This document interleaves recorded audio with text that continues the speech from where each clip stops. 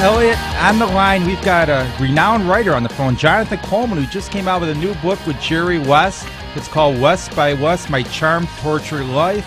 I mean, it looks like an interesting read. I have to get the book. I haven't had a chance to get it yet and read it, but... I'll wait for the audio book to come out. No, I'm kidding, Jonathan. It's tormented, not tortured.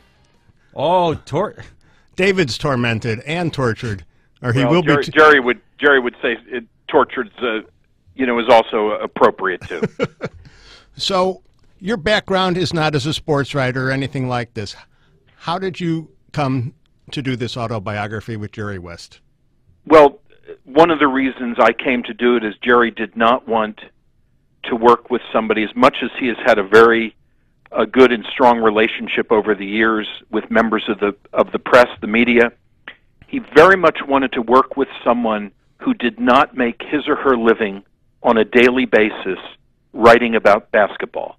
Wanted somebody who had an appreciation of the game, a love of the game, but had enough distance from it to maybe just see beyond it, if you will. And that was one of the things he was definitely seeking, and wound up finding that in me.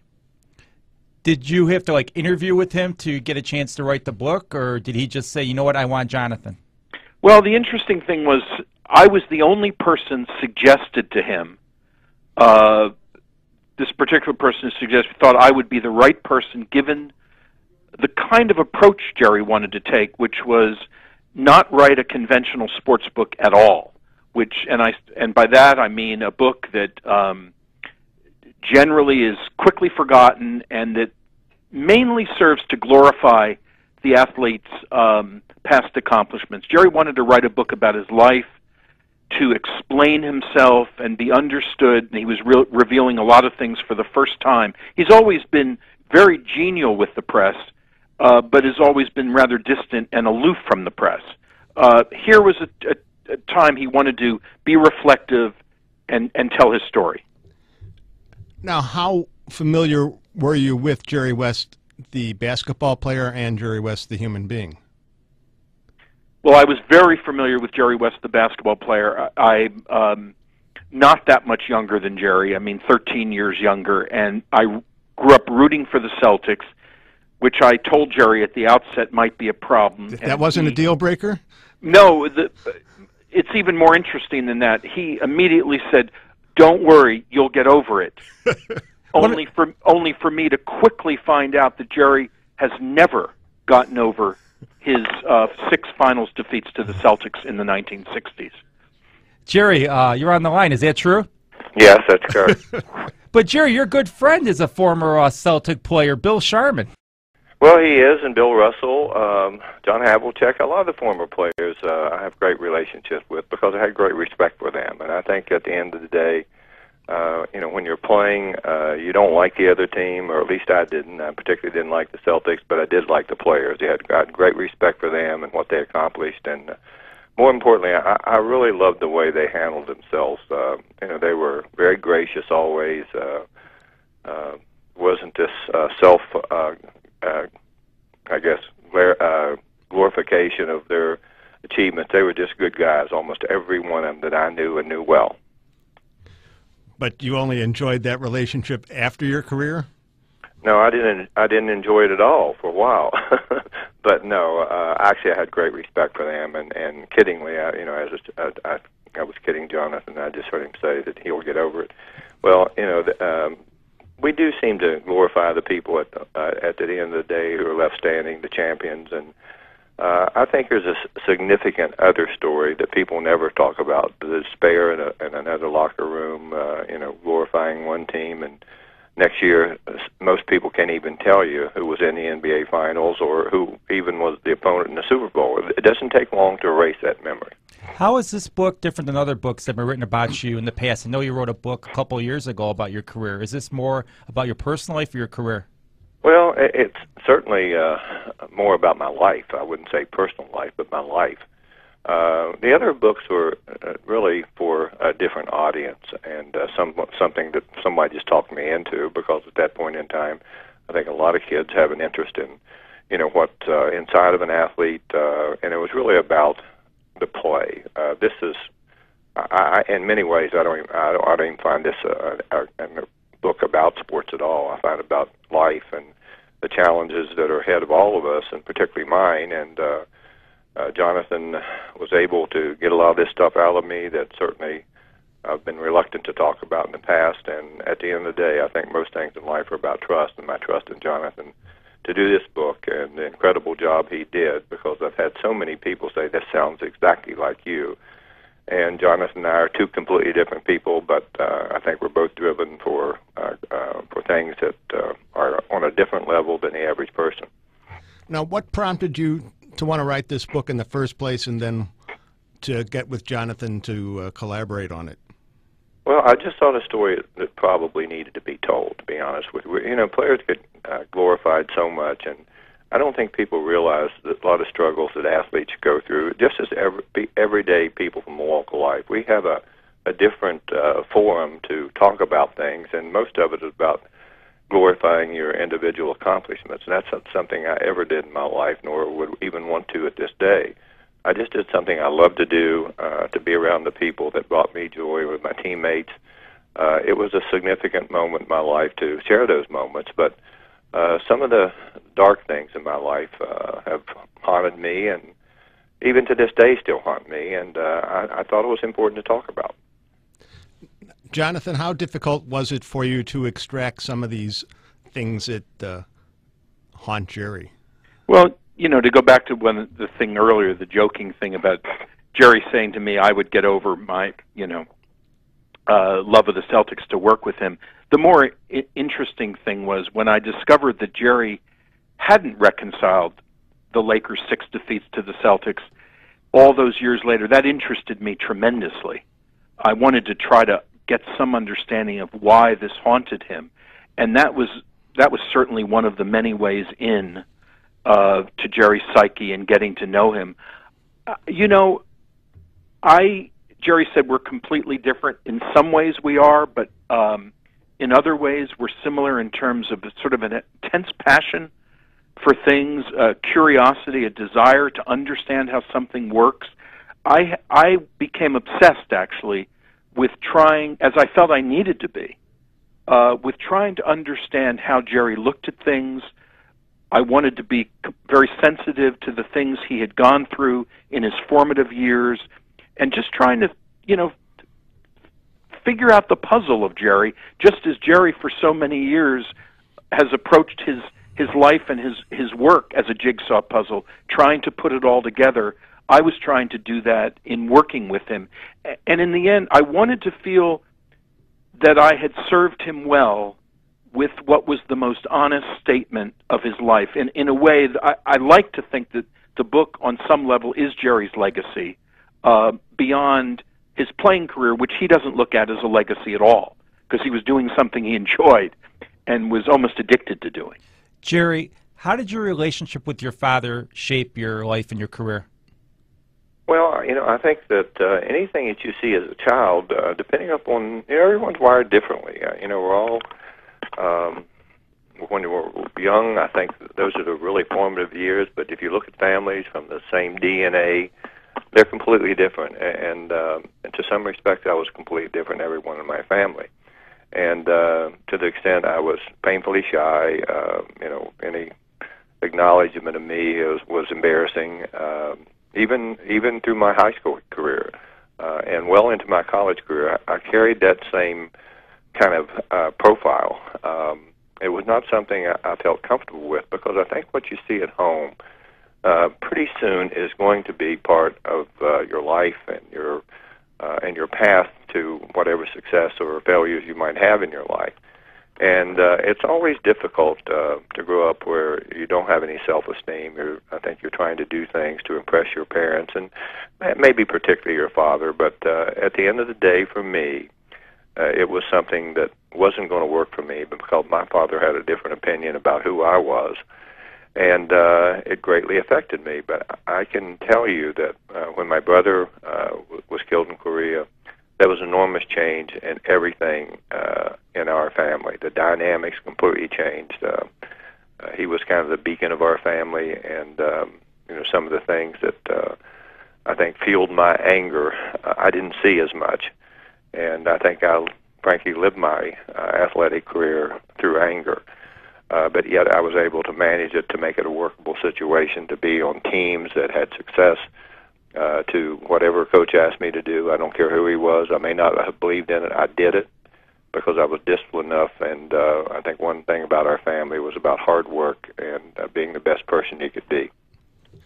Now, over time, sometimes we learn to grow comfortable in our skin. Has that happened with you? Well, I'm comfortable with who I am as a person but I'm not the person that everyone sees from a distance at all. I look at myself as much more common, much more approachable than most people. I embrace people. I would never look down on anyone in any sense or shape, because I'm just like them. At the end of the day, athletes are put on a pedestal. And it's something I never felt comfortable with, because that is not who I am. I played not for money. I played because I just loved the competition and loved the state of West Virginia, where I played for, and loved the city of Los Angeles, where I played for. And I played for the city, the state, and the uniform that I wore. Nothing more, nothing less. And a lot of people have a hard time believing that, because they think athletes are all alike, and we see so many athletes today that are really embellish who they are, and at the heart of it, there's probably some of the same issues that I faced when I was a kid, and they manifest themselves in different ways. How did you feel when the NBA chose your likeness to be their basically branding, and now you have a statue in your likeness? Does that make you feel kind of weird, or you're happy about that? No, not really either way, shape, or form. I've paid little or no attention to it. I think it's humbling that people would want to honor you in any way, shape, or form. But at the end of the day, that doesn't make any difference I don't wake up in the morning thinking about a statue. I didn't play for a statue. I don't worry about a logo that was established long ago, and I don't worry about things like that. But everything that, when people recognize you for accomplishments, regardless of what you're doing, it doesn't have to be as an athlete. I think it's flattering because it reflects hard work and dedication. And at the end of the day, it always reflects someone who cares deeply about what they're trying to accomplish. Now, Jonathan, how did the process unfold so you could get to the point of being comfortable with Jerry and Jerry being comfortable with you? Well, I think the interesting thing is I think Jerry and I felt comfortable with each other from our first dinner on. We left that dinner, just the two of us in West Virginia, and Jerry was the one who said, I think we're here to find out if we can trust each other. I mean, and that's exactly why we were there. I wanted to come away from that dinner with a feeling, a very convincing feeling, that Jerry was as complicated and complex as I'd heard he was. And I mean that. I wanted to know there was a lot to work with, and I found that very quickly. There was a lot to work with. Who picked up the tab? Jerry doesn't let anybody pay. I mean, he has been tricked before by people who have paid ahead of time and have made an arrangement, but he prefers to pay for a lot of reasons, not all of which are obvious ones, in my opinion. But it's been a incredible journey with Jerry, and I'm actually going to really. Somebody asked me the other day, I said, "What are you going to miss?" I miss the intensity of it. We don't have to talk every day on the phone. I have a good idea of what his days are like. When he didn't come for breakfast one day on the tour, I didn't worry about it. I kind of felt he was probably depressed. I had a sense that this was taking a lot out of him, and he was feeling it most acutely when he was alone. It's been interesting.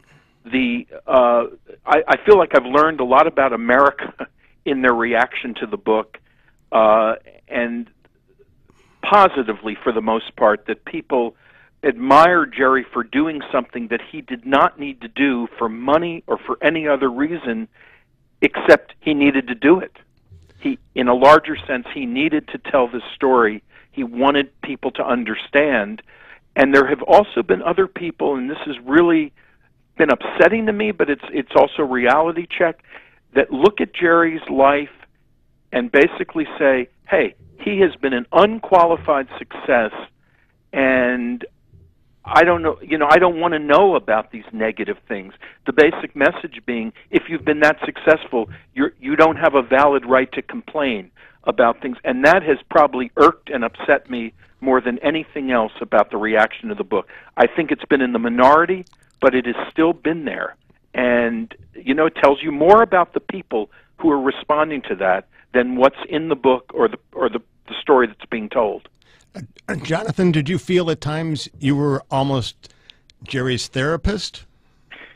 Well, I don't know. I mean, you hear people say that writers overall are nonfiction writers when they write something and they interview a lot of people, that each time they interview somebody, if the person becomes very revealing in what they're saying, that you play that role. No, I just felt I was somebody walking along with Jerry, driving along as we did on both coasts, learning about him as he was learning about me.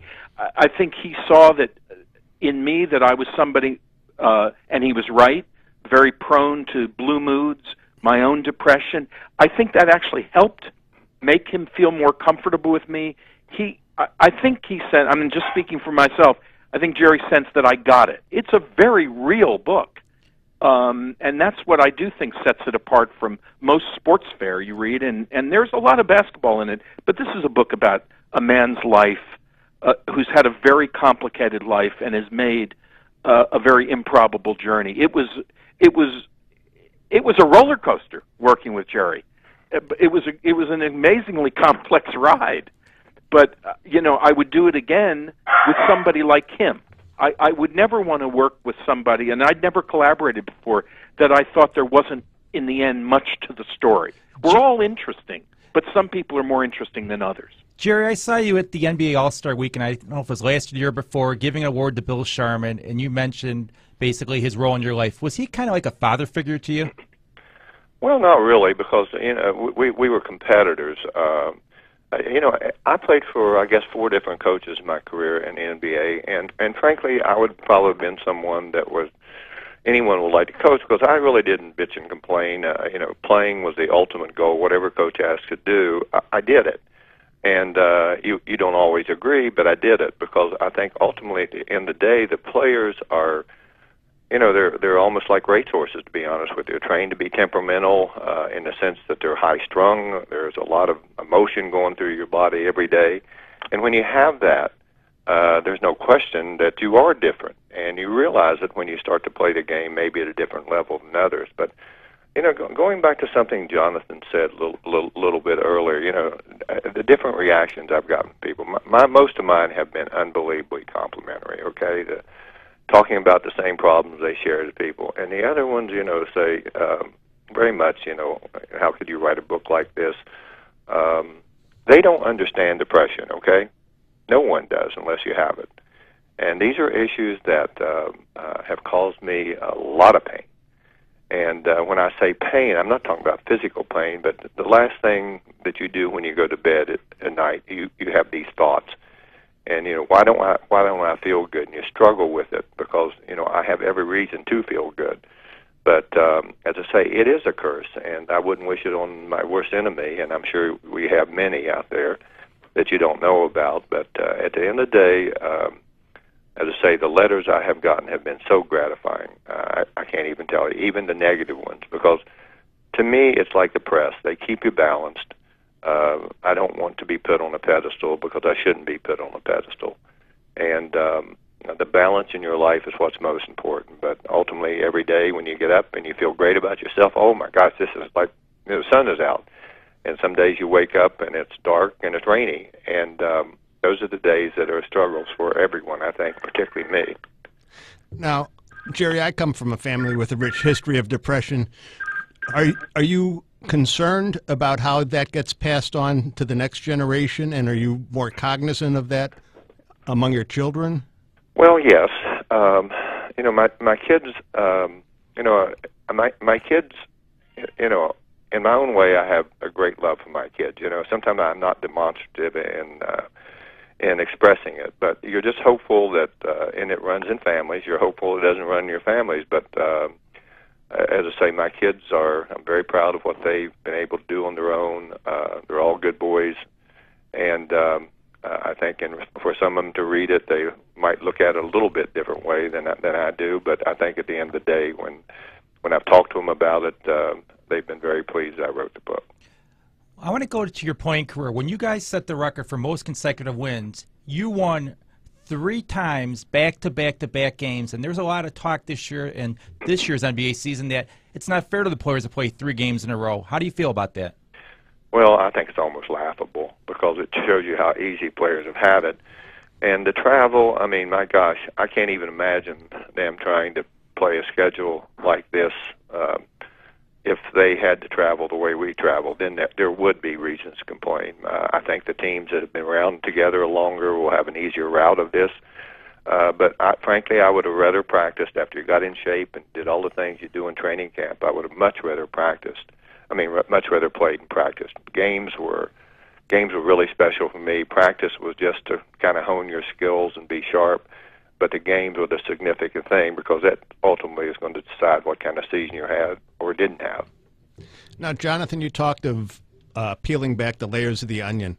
Do you have the feeling there are more layers to be peeled back, or did you peel back some layers and then say, okay, we have to leave that peeled or unpeeled? Well, you know, I kidded Jerry last week. We were on an interview, and I said, you know, maybe we should do part 2, and I thought he would say no, but he said, oh, maybe we will. I mean, look, I can tell you, living around Jerry, every day is an adventure because he doesn't know when he wakes up in the morning what's in front of him. Not really, other than what's on his calendar.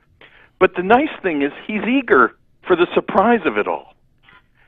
He would not be happy if he knew everything that was going to happen every second of the day. Trust me, as he would say. That's an expression I've learned from him. He wouldn't. He likes the surprise, the serendipity, and so who knows? I don't even know what the next chapter is going to be for Jerry. But I feel that I do think that this book came as close as possible. It's an honest book. It's a very real book, and it's too real for some people. That's part of the problem. It's too much for some people. But it is what it is, and Jerry does not need to apologize for what he's done in this book. It's just the opposite. The fact that he was so honest is a tribute to the process of doing this. There were no punches pulled, and nobody was belittled. That's what people don't understand. Even the Jackson thing, which caused some, it's just Jerry giving his version of the year that they spent together. That's all. Jerry, what was Phil Jackson like to work with? Well, I probably wouldn't know very well because it was like, frankly, I've sat in locker rooms where guys despised each other. That wasn't the case. Okay, it's just the fact that he operated differently than I did, and we didn't communicate hardly any at all. And at the end of the day, he did his job. He did his job, what he was supposed to do, but I didn't leave the Lakers or walk away from the game when we had a championship caliber team and a championship caliber coach. I didn't leave for that. I mean, I felt like an overdosed junkie, to be honest with you. I didn't enjoy any of it. It wasn't fun. It took a toll on me, both professionally and personally. And at the end of the day, it wasn't bringing me any joy. And I knew we had great teams, and I knew we were going to have great success, but I really couldn't be part of that. And I would never be presumptuous enough to know that I was even going to keep my job. You hear people say, well, I'm going to coach a couple more years, or I'm going to be the general manager for a couple more years. That is not true. You don't control your own destiny. An owner does that.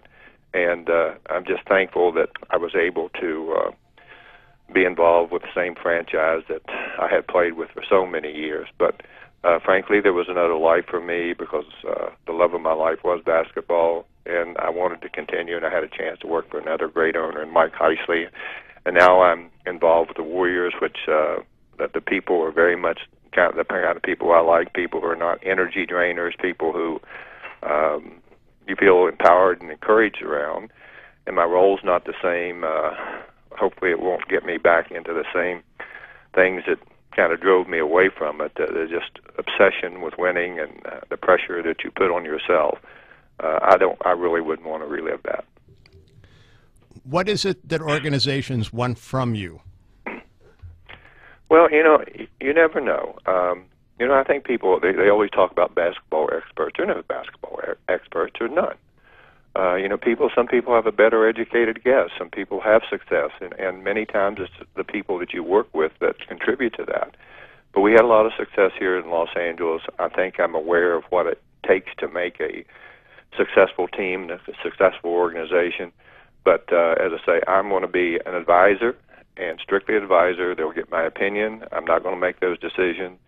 And I think they wanted me around just another pair of educated eyes. Jerry, how do you feel about players nowadays saying, I only want to play for this team. If you don't trade me there, I'm going to go there when I'm a free agent? Well, frankly, I think it's disgusting. I'd say there's, to me, one of the things that I most like, I would have liked to been able to test a free agent market to see, for a particular place I wanted to play. So the players have earned it, but I think somewhere along the way, loyalty has been forgotten. And, people make rules, they break rules. I wish they had a system where they're never going to. And I respect David Stern and the job they've done there. I also respect the players' right to go play where they wanted to. But I think there's times in your life when you want to go somewhere that maybe you feel like you have a better chance to win, and particularly win at a high level. And but at the end of the day, I don't like the fact that players can dictate to management or try to dictate where they're going to go. Did you have one coach who was a favorite? Oh, yeah, Bill Sharman. And obviously I can't forget my college coach who recruited me and was someone who taught me a lot about the game, because I was a self-taught player. And I felt I got better every year because of people who were smarter than I was and who saw things in a little bit different way than my mind would allow me to see them. And so those two people in particular. But I enjoyed playing for every coach I played for. It made no difference who I played for. I want to know how you averaged 13 rebounds a game in college as a 6'2" guard. It's incredible. Well, I'm really not 6'2". I'm 6'4.5". And I have about a 40-inch sleeve length. So, and I was an athlete. I could run. Basketball is a game of anticipation, quickness, how your mind is wired. And I was always a good rebounder. And even in the NBA, I was a good rebounder. But you want to be on a team that I think has other people doing that job and letting you concentrate on the things you do best, being a leader, passer, defender, scorer when needed. Those are the things that were such a part of my life. Now, Jonathan, I know the book is freshly out, but down the road, do you envision this coming to the silver screen in some sort of movie? I would have thought, prior to seeing Moneyball, that I would have thought that this would be a natural HBO feature film. It's of that quality, and they do such quality work. I'd be surprised if they weren't interested in it. But frankly, once I saw Moneyball, which I know went through 3 scripts and 3 different directors, they got everything right in that, in my opinion. I came away from that. I remember writing to Jerry, and I said, gosh, if they could make Moneyball into a film, I mean, Jerry's story is much more interesting and complex than that. And there's such great relationships forged along the way. I mean, this book really is, at heart, it's a book about relationships, whether it's Jerry's relationship with his father, his relationship with Elgin Baylor, whoever it is, it's about relationships. And Moneyball, for instance, the relationship that Billy Beane had with the character who was really Paul DePodesta is one of the things that made that movie. So, we'll see. It's being handled by a respectable, very venerable agency in Los Angeles, but you never know with that. You never know. But I think it would be great. I really do. Well, to me, as I did see Moneyball, it was very well written. Know Billy Beane, know of him, certainly his his philosophy on trying to win. But to me, it was winning at a different level than they had hoped to, and And I say working in a smaller market, you certainly understand, but Oakland's not a small market. And to me, life is about winning and how you win. And I think it'll have an awful lot to do, as I mentioned earlier, in the people who are committed to doing that. And that has to be management and ownership, and particularly ownership. Thank you so much for your time, Jonathan and Jerry. It was a pleasure talking to you. Well, thanks Thank for you guys having very us. much. Okay, thank you.